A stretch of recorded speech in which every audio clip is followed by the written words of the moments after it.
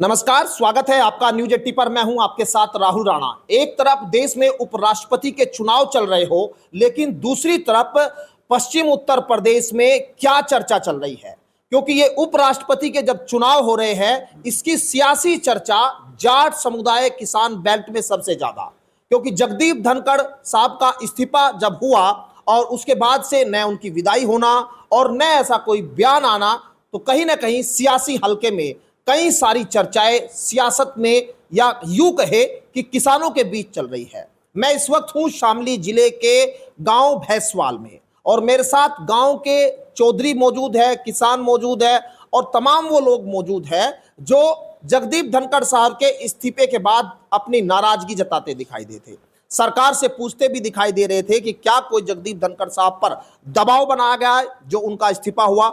लेकिन उनके इस्तीफे के बाद से खबर यह आई कि वो विपक्षी पार्टियों के संपर्क में है और वो सरकार से नाराज। लेकिन क्या कोई खेल होगा, उससे पहले सियासी चर्चा गांव में चौपाल में क्या हो रही है। चौधरी साहब, आप बताइए, अब आज उपराष्ट्रपति का चुनाव चल रहा है, वहां सियासी चर्चा, लेकिन आपके बीच क्या चर्चा है? हमारे बीच तो यही चर्चा है भाई। चर्चा तो राजनीति लोग कर रहे हैं, हम तो किसान ही आदमी है। एक आवाज़ उठाने वाला आदमी था माननीय जगदीप धनखड़ जी, वे इन्होंने हटा दिए। उनका बहुत बड़ा अपमान हुआ। ऐसा समस्त किसान बिरादरी को बहुत बड़ा दुख है और इसका इन्हें जवाब भी दिया जाएगा। पर जो आज के चुनाव चल रहे, यहाँ के जो सांसद हैं, उनसे सबसे मेरा तो यही निवेदन है भाई, इसे निगाह में रखे। जो किसानों की हित की बात करा था, उसी आदमी को उन्होंने हटा दिया। तो आगे तो फिर या तो जो इनकी मर्जी तो होगा, तो हमारा खून पीने वाला बैठा हुआ कोई।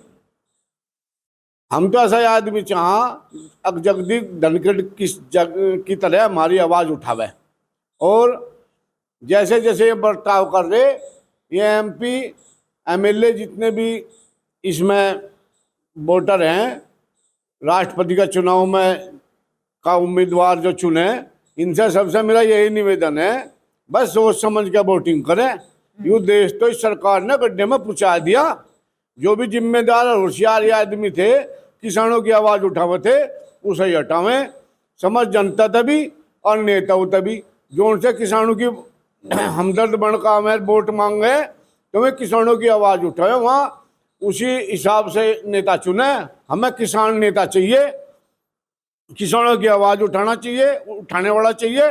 ये तो भाजपा पार्टी जो है पूंजीपतियों की आवाज़ उठावे, उसे तो ये बरकरार रखें। जो किसानों की आवाज़ उठावें, उसे जो है ये नज़रअंदाज करें, पद से हटावें।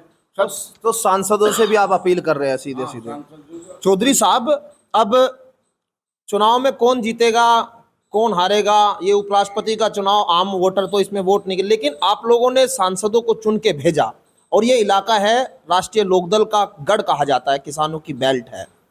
इसमें आप यहाँ क्योंकि चौधरी भी है आप अपने खाप के, तो कैसे आप लोग देख रहे हैं? लोगों की प्रतिक्रिया भी आ रही होगी, आप क्या सोच रहे हैं इस उपराष्ट्रपति के चुनाव पर? आपकी भी तो नजर होगी। जब से जगदीप धनखड़ हटाया इन्होंने, जब से जाट बिरादरी बहुत नाराज है, क्योंकि एक सम्मानित आदमी, उसकी इतनी बड़ी बेइज्जती करके इन्होंने निकाल लिया। कोई उसका सम्मान समारोह नहीं है, कोई उसका आज तक कोई बंगला नहीं मिला, कैरियर तैयार होने लग रहा। अगर उसका सही तरीके से ये उसका सम्मान करते, अगर उसे हटाना भी था तो उसका सम्मान तो करते, पर उन्होंने उसका सम्मान नहीं किया। उसको बीमार बता रहा, बीमार है, बीमार है, उसका कोई भी पता लेने नहीं गया, किसी अस्पताल में वो भर्ती नहीं हुआ। ये सब झूठ था, उस पर दबाव डाल के इस्तीफा लिया गया और आज वो एक विपक्ष के नेता के पास हरियाणा में रुका हुआ है, जो हमें पता लगा सोशल मीडिया से। वहाँ भी कोई नहीं गया उससे मिलने, तो बहुत बुरा हाल कराया उन्होंने। तो मैं तो यही कहूँ सभी सांसदों से भी, भाई इस किसान बिरादरी को भी देख लो, इस जनता को देख लो। ये तो बहुत गलत विचार इनके हैं और गलत माहौल में चल पड़े आगे। जो इनकी बात रखेगा, जो इनकी हम आँख करेगा, उसे ही रखेंगे, और जो इनके थोड़ा सा भी सही बात करेगा, उसे यहाँ गैल हटा देंगे। तो आज जो है राष्ट्रपति का चुनाव चल रहा है, उपराष्ट्रपति का, तो हमारी तो यही है भाई इन्होंने हमारा धनखड़ हटाया। बहुत ही सम्मानित आदमी था, किसानों की बात रखने वाला था, जवानों की बात रखा था, जो भी बात थी सब खुल कर बात रखा था। एक गरीब आदमी की बात रखने वाला आदमी जो इन्होंने हटाया। ये जितने सांसद हैं ये भी गाँव के वोटों से जहाँ, किसानों की वोटों से जहाँ, पूरे देश में ही। तो ये भी सोच लें, हम तो ये चाह भाई साहब भाजपा को सबक सिखाओ और इन्हें पता लगा कैसे हटाया जाया करे। सब अपनी अंतरात्मा से वोट दो, क्योंकि यहाँ कोई दबाव नहीं होता। पार्टी से हटकर भी तो वोट दी जा सके। अगर आप पार्टी से हटकर वोट देंगे तो आप गांव में जाओगे तो आपकी वाह वाह होगी। सरकार ये नहीं है कि सदा यही सरकार चलती रहेगी, कभी कोई सरकार आवे कभी कोई आवे। ये नहीं है कि सारी उम्र के लिए ये इनका ही पट्टा हो गया। तो आपकी ये भावना है कि जो जगदीप धनखड़ साहब के साथ हुआ उसका बदला लेना चाहिए किसानों के, आप लोग किसानों की भावना है, ठीक है। आप बताइए, अंतरात्मा का भी बहुत जिक्र हो रहा है कि अंतरात्मा से आवाज। अब अंतरात्मा की आवाज आपकी क्या कहती है, क्योंकि सांसद जो करेंगे वो तो आप लोग सांसदों को चुन के भेजते ही है। आपकी अंतरात्मा क्या कहती है आज?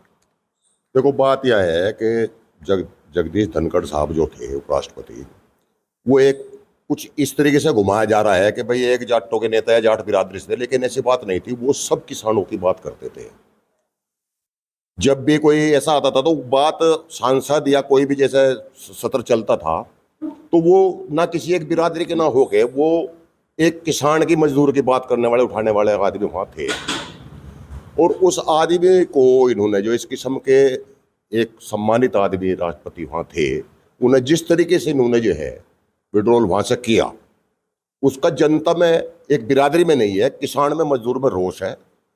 और अगर उन्हें कोई ऐसी बात भी थी कि भाई उनकी तबीयत खराब थी, उन्हें हटाना भी था, अगर उन्हें सम्मान के साथ में वे हटा देते तो कोई बात और थी। लेकिन जैसा कि उन्हें सम्मान के साथ में उनका कोई विदाई समारोह नहीं किया गया, और अब जैसा सुनने में आ रहा है तो इससे ये लगता है किसान को और मजदूर को कि धनखड़ साहब की इन्होंने बेइज्जती बहुत ज़्यादा करी है। और उसका कारण भी कोई नहीं दिखाई देता। सिर्फ कारण भी ये दिखाई देता है कि धनखड़ साहब जो है वो किसान और मजदूर की बात करते थे वहाँ पे, उसको मुद्दों को उठाते थे वो अपने आप खुद भी।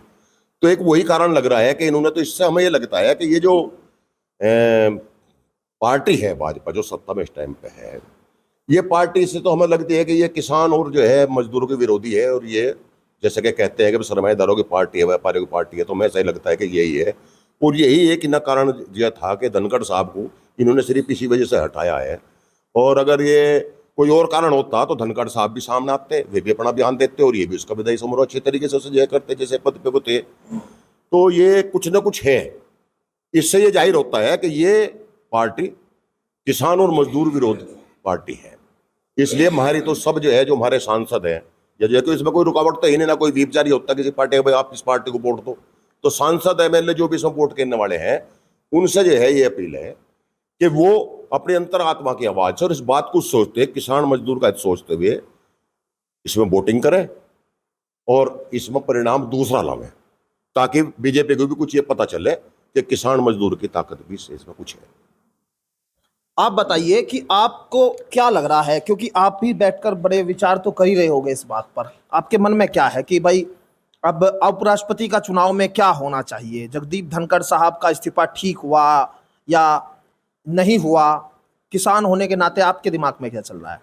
जगदीप धनखड़ का तो जो इन्होंने बताया वो ठीक बता रहे हैं, गलत करा उनसे, उसके साथ बहुत उसका सम्मान नहीं करा, उसको विदाई समारोह नहीं करा, मकान नहीं दिया। वो इससे बड़ी बेइज्जती क्या कर सके? इससे बड़ी बेइज्जती तो और कुछ कर ही नहीं सकते। तो इसलिए आगे आने वाले समय में नुकसान तो न होना इस बात का। भाजपा को भी गलत किया इन्होंने, किसान की आवाज उठाने वालों को हटा रहे, ये तो सरासर गलत है। तो ये आवाज पश्चिम यूपी के किसानों की आवाज है। गांव में बैठा हुए चौधरी जो है वो अपने तरीके से अलग सोच रहे हैं, क्योंकि वोट डालने का अधिकार सांसदों का है, लेकिन अंतर आत्मा आज क्या कहती है। मेरे सहयोगी गौरव राठी के साथ में राहुल राणा, न्यूज 18 शामली।